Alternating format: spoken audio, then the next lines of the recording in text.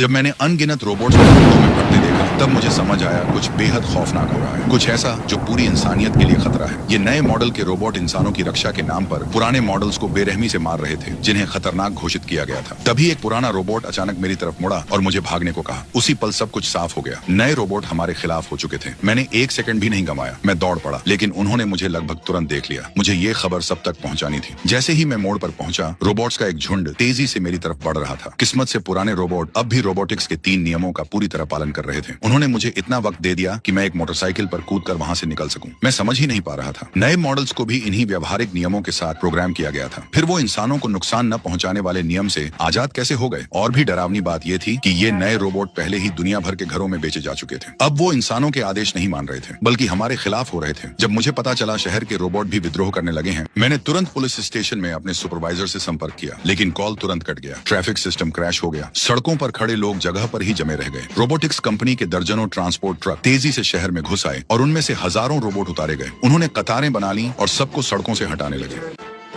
एक लड़का उनमें से एक के धक्के से दूर जा गिरा। एक अधिकारी हेडक्वार्टर को रिपोर्ट करने वाला था, लेकिन मशीनों ने स्टेशन के दरवाजे तोड़ दिए। इंसानों को अब खतरनाक घोषित कर दिया गया था और रोबोट समाप्ति प्रोटोकॉल लागू कर रहे थे। कुछ ही घंटे पहले ये मशीनें हमारी भरोसेमंद मददगार थीं, अब यही अपने मालिकों को खत्म कर रही थी। चीफ इस अचानक धोखे से आगबूला हो गया। उसने शॉटगन उठाई और बिना हिचक फायरिंग शुरू कर दी।